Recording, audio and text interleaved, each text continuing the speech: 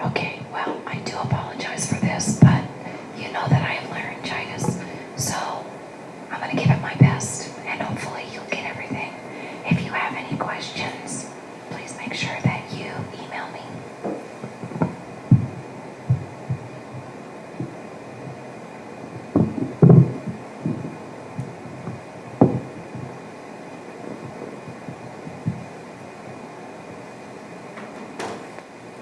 Alright, so today we are going to talk about skeletal muscle contractions. And in this first picture, we're going to go over some of the anatomy of the muscle.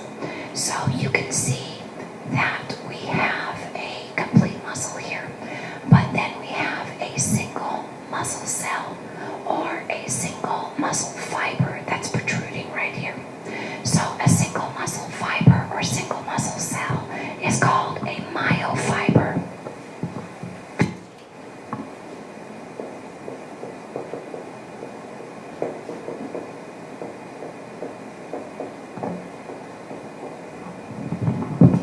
Now, skeletal muscle cells are very different from all of the other cells in our body. And in the fetal stage of development, these skeletal muscle cells were a lot smaller. So what happens is during development, these skeletal muscle cells begin to fuse with each other. And so what you have is you have this really one big long cell that is the length of the entire muscle. And if you remember from anatomy, one of the things that you had to learn about skeletal muscle was that they were multinucleated. And that is because these cells are all fused together. So they have multiple nuclei, but they also have multiple Golgi apparatus, multiple endoplasmic reticulum, multiple mitochondria, etc. And we also learned that skeletal muscle is striated. And so I'll show you a picture of those striations and what that all means for muscle contraction in a little bit. Now, around the outside of each individual muscle cell is a connective tissue layer, which is called the endomysium. Now, this endomysium is really sticky. You could kind of think of it like fly paper. And what the whole idea is that this endomysium is going to stick each of these individual muscle cells together. And we want all these muscle cells to be stuck together because when they contract, we want the muscle to contract as a whole. If you didn't have all of the muscle cells contracting at the same time, what you'd have is a twitch. So when individual muscle cells or muscle fibers contract on their own, you get muscle twitches, and those are no fun. So like for instance, have you ever had like a twitch in your eye type of thing? That is where single muscle cells kind of start to go rogue. They're on their own, doing their own thing. And by the way, those eye twitches are usually because of stress. So you know, when you start getting that twitch in the eye, it's probably because you're pretty stressed out. Now, if you notice, these muscle cells are all bonded together in this fascicle or this group of muscle cells. And the fascicle is surrounded by what's referred to as the paramycium. Now, this paramycium is also very sticky. This sticky paramycium, what it does is it helps to bind all these various fascicles together and holds them together for better muscle movement as well. And then to also help hold everything together, you have this outer connective tissue layer, which is the epimysium. And the epimysium is continuous with the tendon, which is then continuous with the bone. So you can also see in this overhead picture up in the right-hand corner, all of the connective tissue layer. You can see the endomysium and then the larger paramycium, and then around the edges you can see the epimysium. And so this is really what your steak looks like in the store, because for a cow, that's skeletal muscle as well. Now, you know that the skeletal muscle is attached in two places. We have the origin and we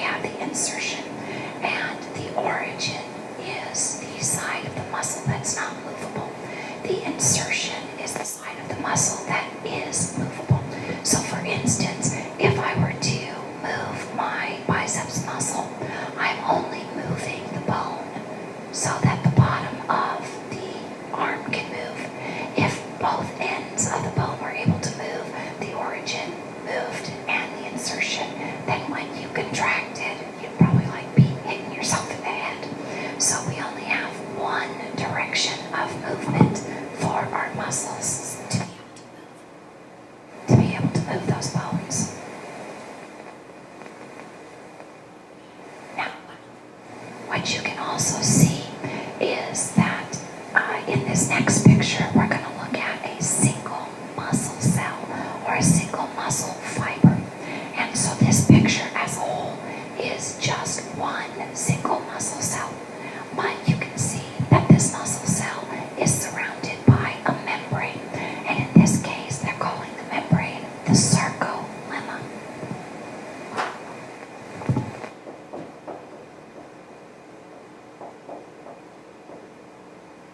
The plasmalemma is kind of an old-fashioned term for cell membrane. So if we want to talk about the cell membrane of a certain type of cell, we can give it a name that goes along with that cell.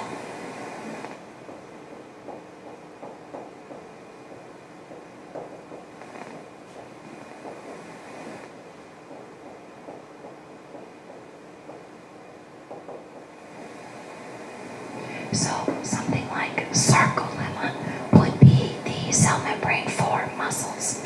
And then neurolemma, which makes sense, would be the cell membrane for our neurons. Now, if you notice through this cell membrane, you can see the striping pattern. This striping pattern is the striations that you looked for in the histology part of your anatomy class. And those striations are due to these long rods of protein inside the skeletal muscle cell. So you can see these long rods of proteins are striped, and they give this light and dark area. And so these are the striations. Now, these long rods of proteins just back our skeletal muscle cells. And we have these rods of proteins because if you remember, we talked about the fact that proteins can change shape. These rods of protein are what are allowing our muscles to actually do the shape change.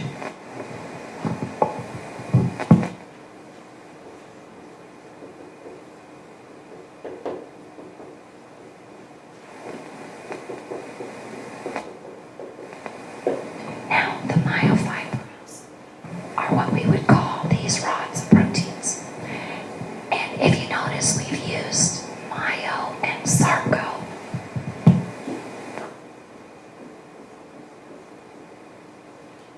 as prefixes for muscle. And anytime you see that, you know that they're referring to muscle itself. So these myofibrils in this next picture, they are kind of broken down so you can see them a little bit better. So in the top picture, you have just a single muscle cell. And you can see the rod of protein protruding from it, the myofibril. And then underneath of it, it's blown up much larger. And you can see the striping pattern. Okay, so you've got a darker area here, you've got a lighter area, followed by a dark, then a light, then a dark. Now, in your anatomy class, you had to learn all the different parts of this myofibril, like the I band, A band, H zone. I'm not real interested in that, but there are a couple things we do have to go over.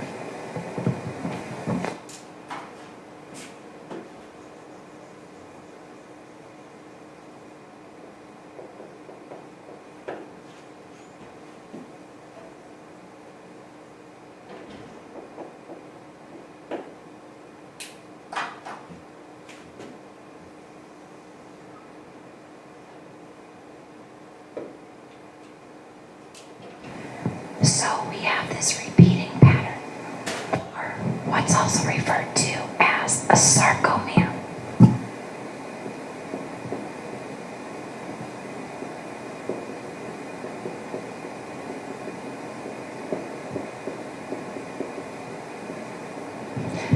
So the sarcomere has on the ends a Z line, or you might have learned of it as a Z disc.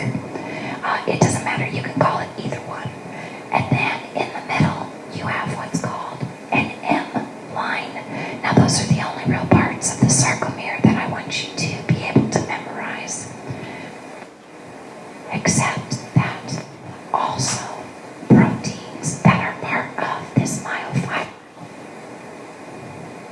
are called actin and myosin.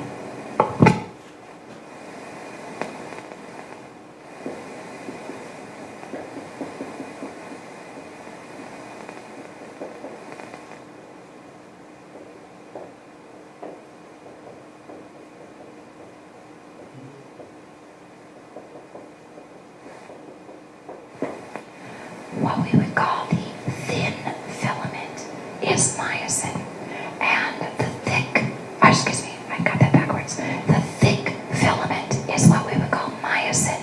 The thin filament is what we would call actin. Now, filament is kind of an old-fashioned term for protein. So, myosin would be the thick protein. Actin would be the thin protein. In our sarcomere, myosin is attached to the M line. Actin is attached to the Z line.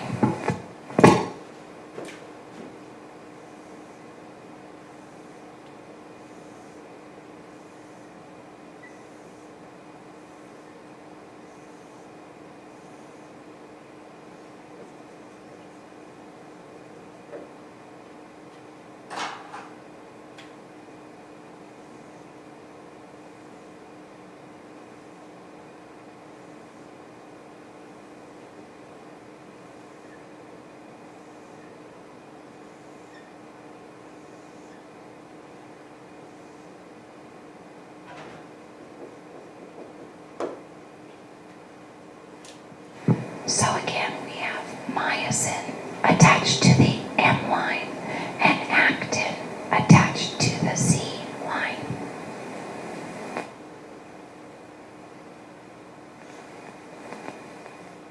So you can see in this picture here that down the middle we have the M line. On each end we have the Z lines, and myosin, being the thicker filament, is attached here in red on the M line, and in blue this thinner filament is actin, and it is attached to the Z line or the Z disc.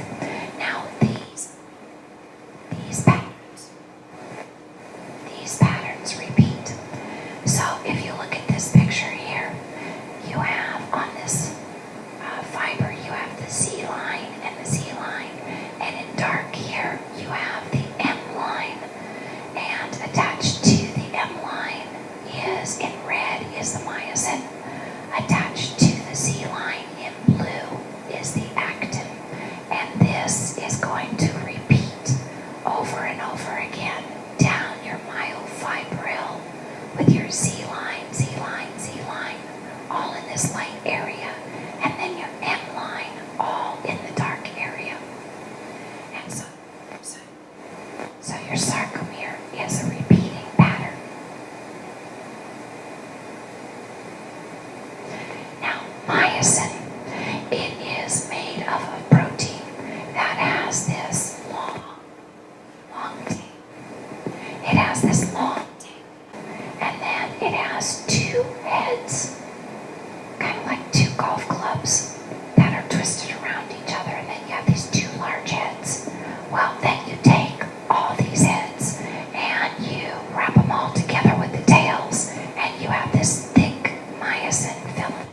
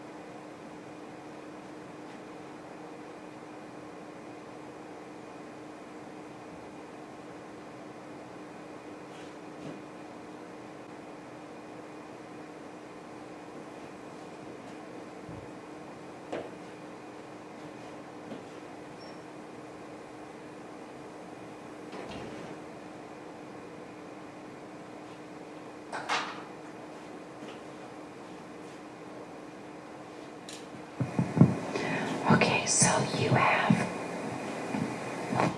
what we would call globular actin or G-actin.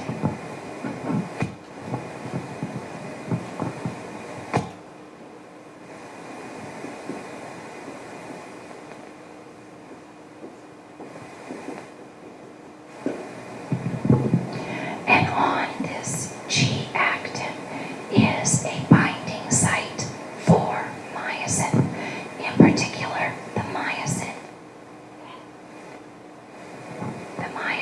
head. Now, this is really important. Anytime actin and myosin, anytime actin and myosin bind,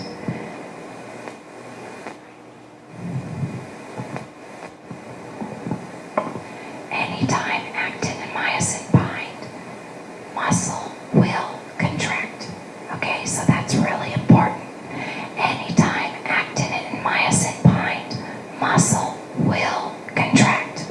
Okay, so make sure you write that down in your notes. So this is a problem because you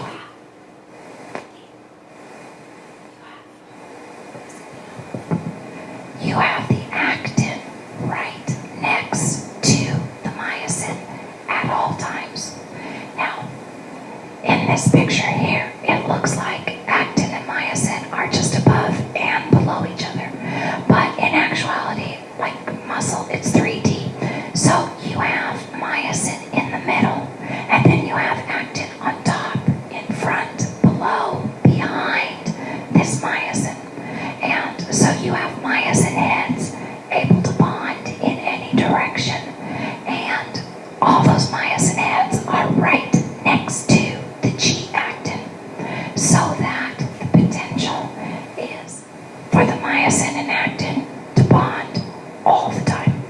And if your muscles bond all the time, you're going to be in what we call tetany. And you don't want to be in tetany because that means your muscles are always contracted, and that's going to be very painful. So we have another protein that will allow muscles to relax.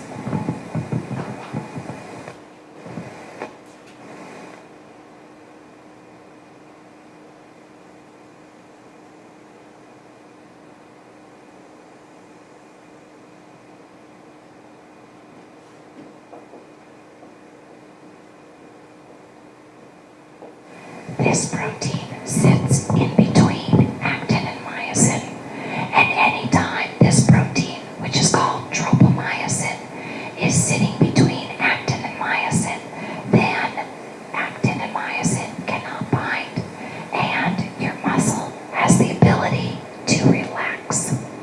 So what happens is similar to this. Let's say that my hands, and this is not going to be easy,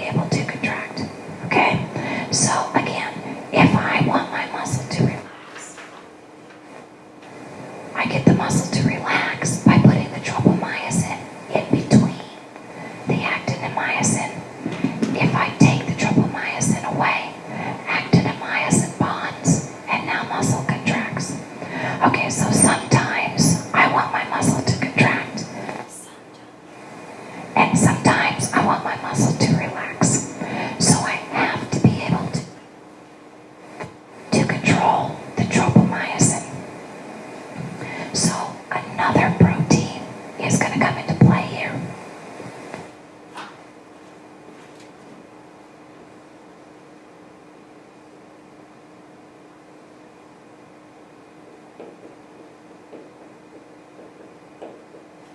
This protein is troponin. Now, troponin is attached to the tropomyosin. And what troponin is able to do is it acts like a handle, and it can put the tropomyosin away, or it can put the tropomyosin back into place between the actin and the myosin. So the troponin pulls the tropomyosin away, or the troponin places the tropomyosin back so that actin and myosin can't bind. So if I want to contract my muscle, troponin is going to pull tropomyosin away, and now actin and myosin can bond, muscle contracts. If I want to relax my muscle, troponin puts tropomyosin back in between the actin and myosin. Now they can't bond, muscle will relax.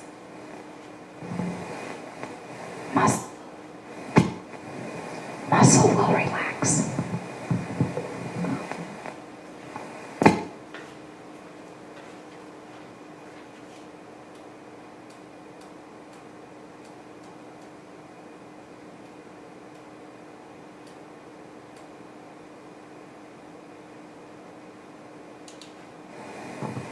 So the next question is, what tells troponin to pull the tropomyosin away or to put the tropomyosin back? And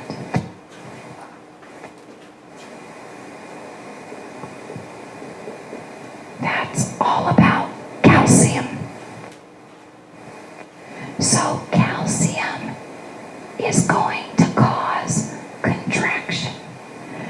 So you could think C for calcium, C for contraction.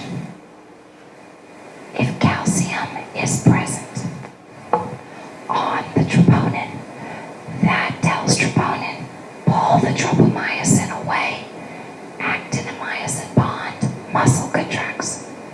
If I remove calcium, that is what tells troponin, put tropomyosin back. Now we're going to block actin and myosin from bonding, muscle will relax. Okay, so now we're going to talk about something called excitation, contraction, coupling.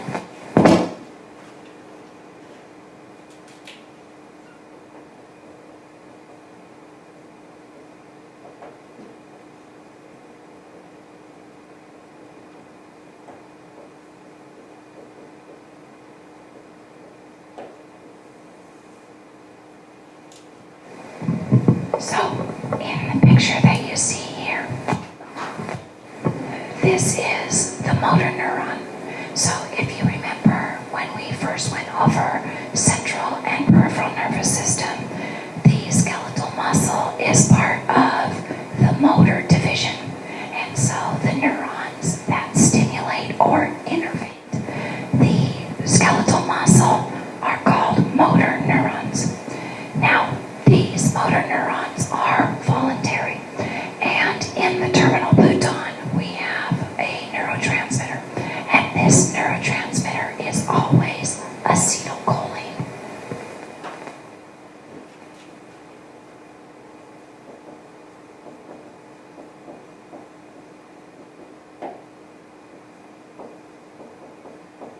So acetylcholine is our neurotransmitter.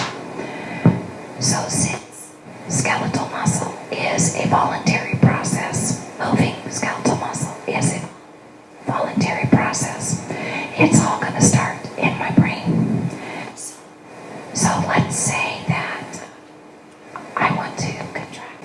All right, so let's say I want to contract my finger. It has to start with me thinking about the contraction.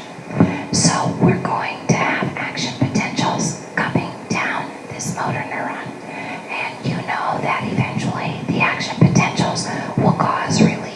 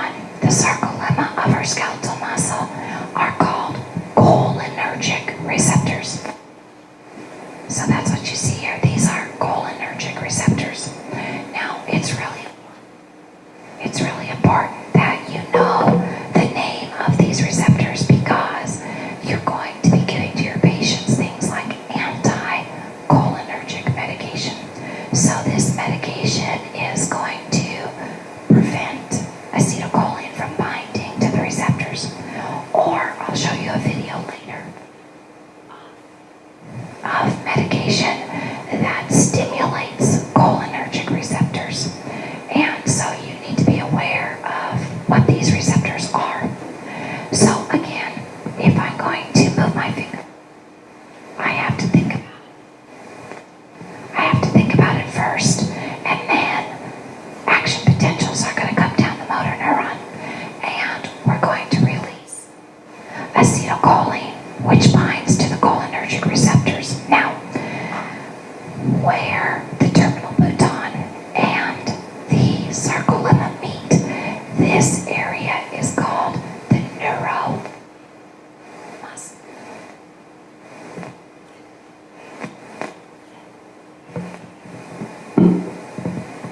neuromuscular junction.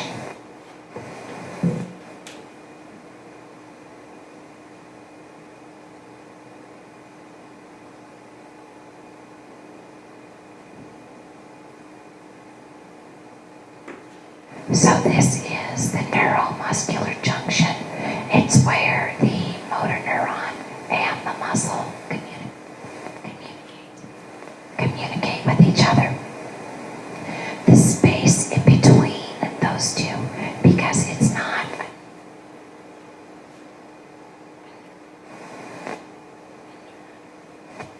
a neuron talking to a neuron, this space is called a neuromuscular cleft, not a synaptic cleft.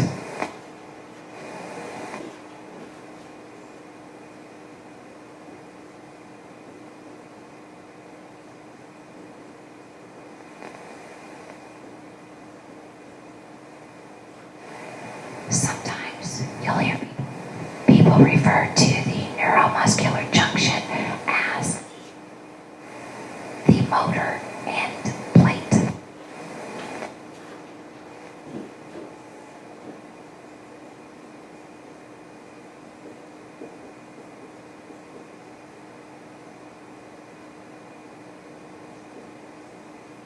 So the neuromuscular junction can also be referred to as the motor end.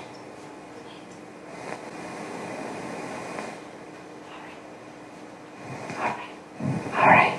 So again, I'm thinking about moving my finger, and action potentials are coming down the motor neuron, and the motor neuron is releasing acetylcholine, and that acetylcholine is going to bind to the cholinergic receptors. And as soon as that happens, we're going to start action potentials. So it turns out that every single cell in our body has a resting membrane potential, and several different types of cells, especially muscle cells, have the ability, like a neuron, to have action potentials. So there are voltage regulated gates and sodium potassium concentrations like we've seen in the neuron, and sodium potassium ATPase pumps, all that good stuff. So you're going to see action starting on the sarcolemma, moving in both directions.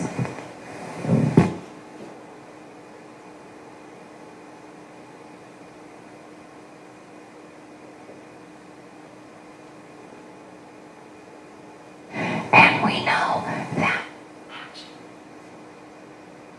action potentials are there to repel potassium. So as these action potentials move, so does potassium.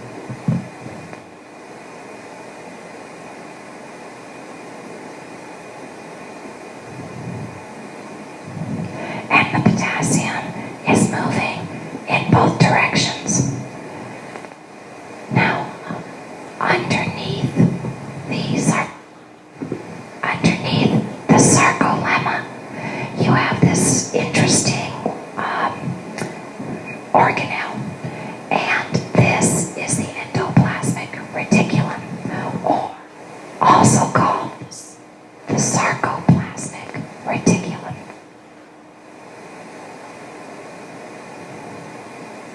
If you look at this overhead, what you'll see here is these are the rods of protein inside our muscle cell. These are the myofibrils, and you have at the top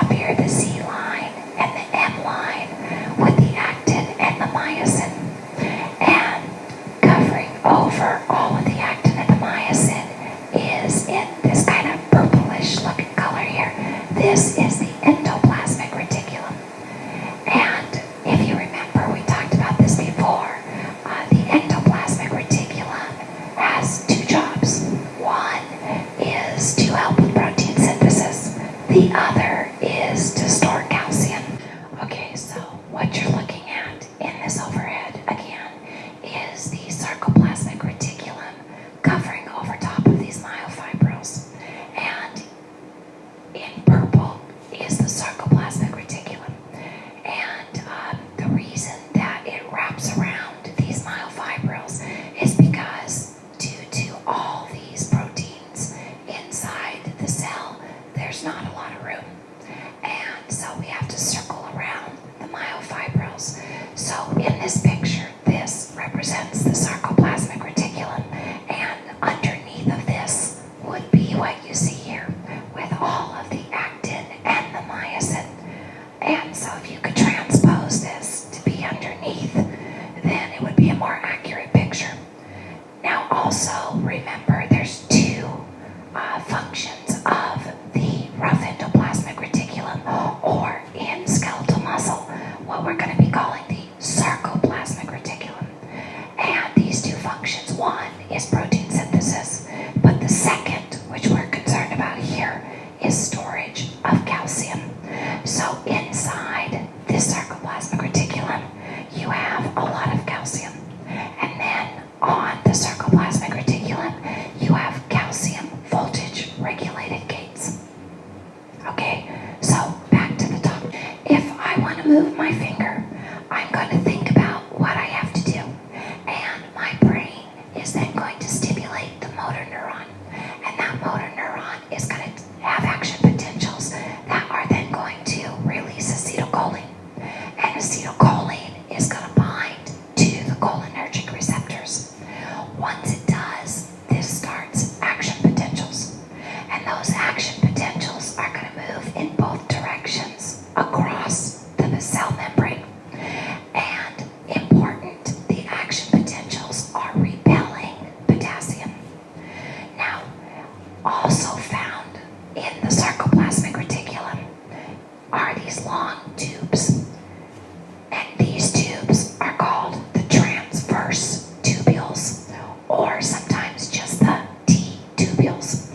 And in this overhead picture in yellow, these are the transverse tubules. And they are sitting right underneath the cell membrane, so that when potassium is being repelled by these action potentials, the potassium ends up going down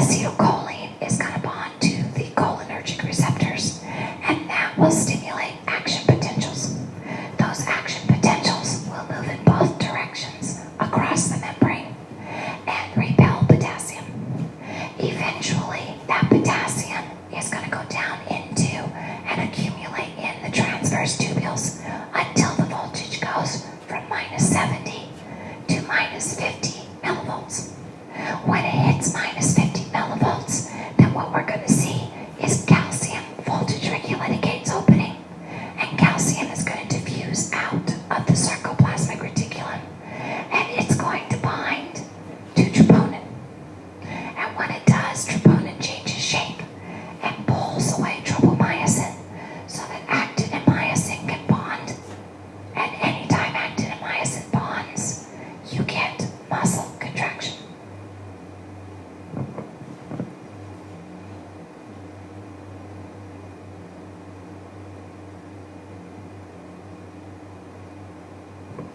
So you can see in this picture here, this is the motor neuron in green, and it's releasing acetylcholine, which opens up the gates to start the action potentials.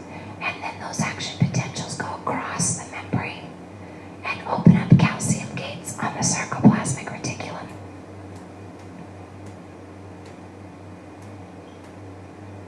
And you can see here, these are the calcium gates just opening. Now, if I want to relax the muscle, I have to be able to put the troponin back in between. And so, the first thing that's going to happen, because this is voluntary, I'm going to say, okay, I don't want to move my finger anymore. And action potentials down this motor neuron stop. But then you have acetylcholine in this neuromuscular cleft, and you have to get rid of it. So how do we get rid of a neurotransmitter? Okay, you remember there's 3 ways. One, reuptake by a pump. And then the second one is enzymatic degradation. And then the third one is phagocytosis. Okay, now that only happens when you're talking about a neurotransmitter being released from a neuron to stimulate a second neuron. In this case, when it's a neurotransmitter released from a neuron that stimulates skeletal muscle, there's only one way to get rid of it, and that's reuptake. So notice in this picture here, you have a calcium pump. So those pumps are located on the endoplasmic reticulum, and these are called calcium ATPase pumps. So what's going to happen is I'm going to think about, okay, I don't want to move my finger anymore. So I'm going to stop action potentials on the motor neuron. And I'm going to use a pump to move this neurotransmitter back into the motor neuron. Then I'm also going to use a calcium ATPase pump to take this calcium off of troponin and move it back through this pump into the sarcoplasmic reticulum. And when that calcium isn't on troponin anymore, you can put tropomyosin back in between actin and myosin. They can't bond anymore, and muscle contraction stops.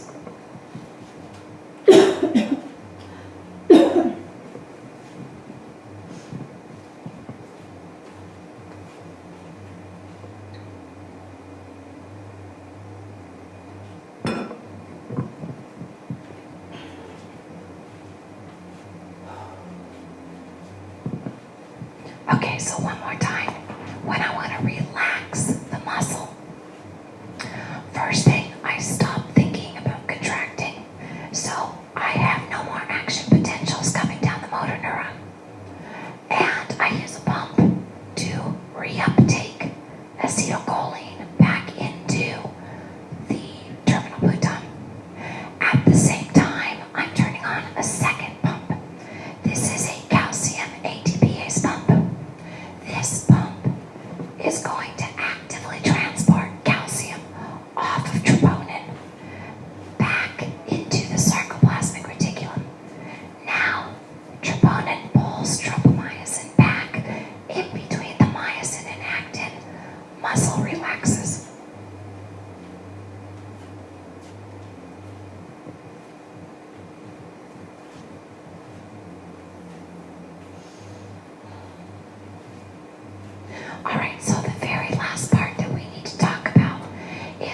what happens once actin and myosin bond to each other. This is called the sliding filament theory. And the sliding filament theory is what happens in actuality after myosin and actin bond. How do we get this muscle to actually move? So in this picture here, you can see in purple, this is the myosin, and this kind of orange looking beads, this is the globular actin. So actin and myosin have bonded to each other, and as soon as they bond, notice what happens. The myosin changes shape, and it pulls on the actin so that the myosin, as it's pointed towards the Z line, is going to grab the nearest actin and pull it in this direction. When it pulls on the actin in this direction, it's going to pull the Z line towards the M line. Same thing here. The myosin pointed towards this Z line is going to grab hold of the actin and pull. And so the Z line is going to pull towards the M line. So basically you have both Z lines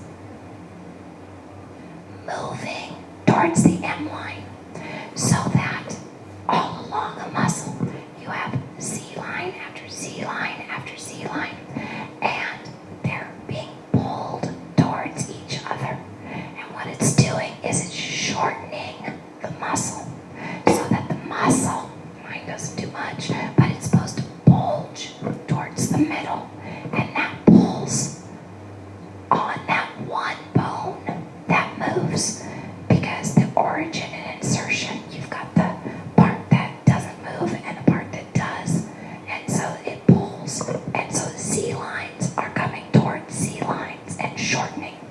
So let's talk a little bit about the sliding filament theory and how that movement works. And basically there are 4 steps to the sliding filament theory, and it's very much like tug of war. So in step number 1, this is where the myosin heads are actually going to bind to the globular actin.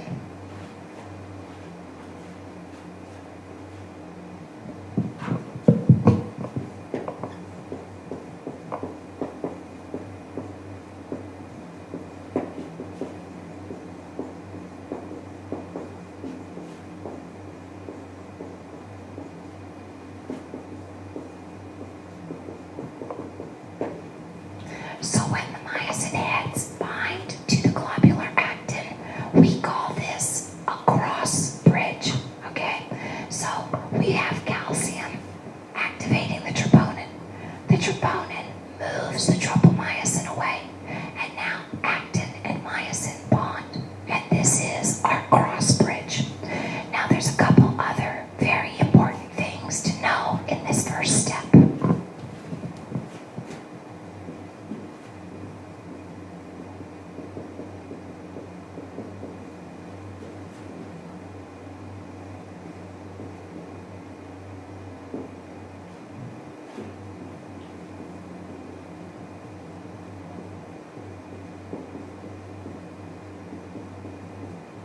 When myosin binds to G-actin, it is in what we would call the high energy configuration, or the high energy shape. And then the third thing you need to know,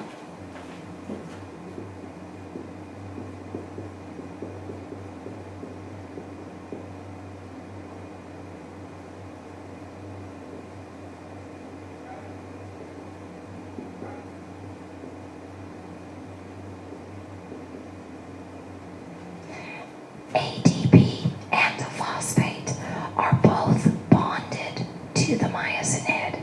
So this is all happening in step 1. So we have, if you can pretend like my hands are the myosin heads, we have the myosin head grabbing hold of actin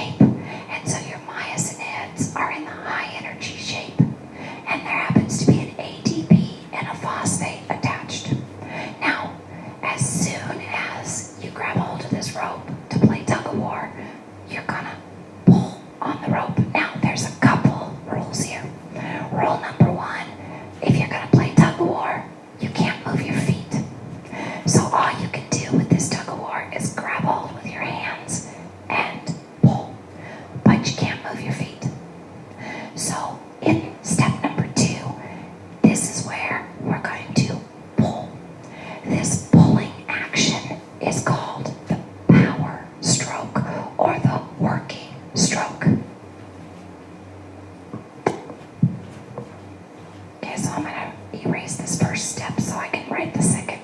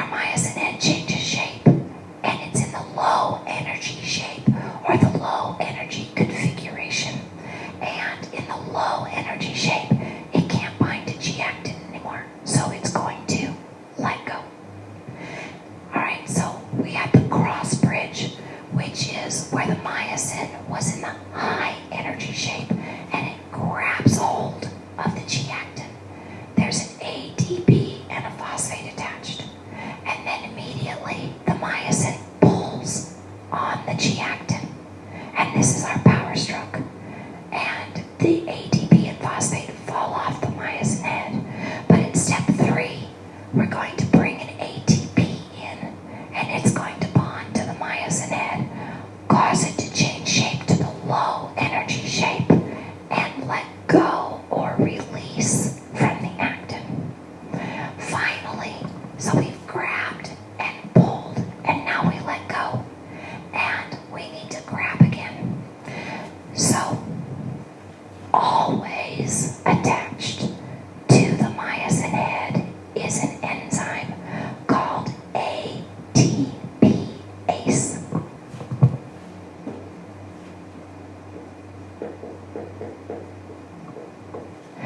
What this enzyme is going to do is it's going to get rid of ATP.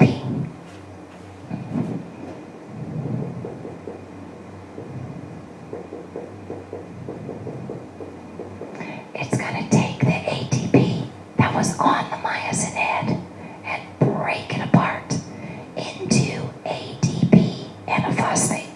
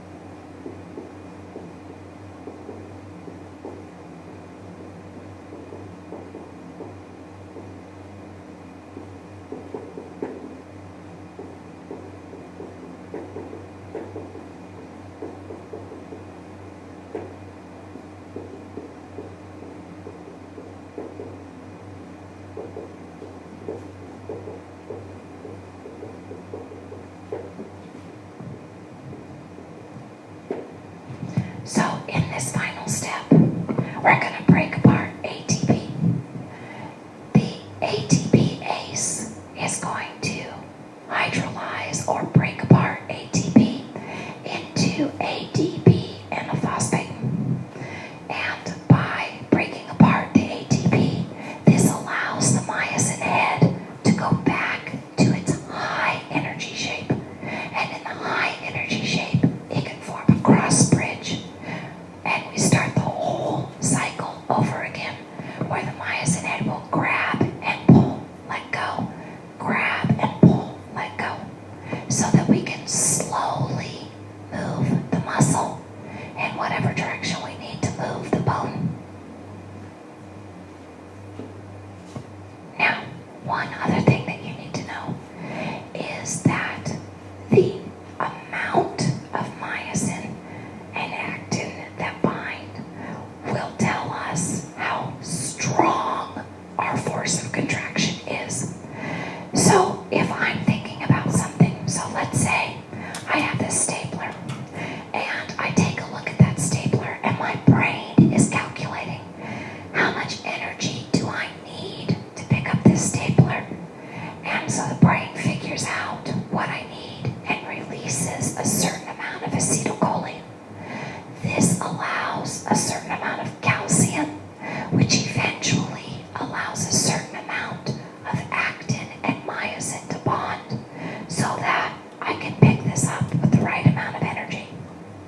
But what if I take a look at it and I think it's way heavier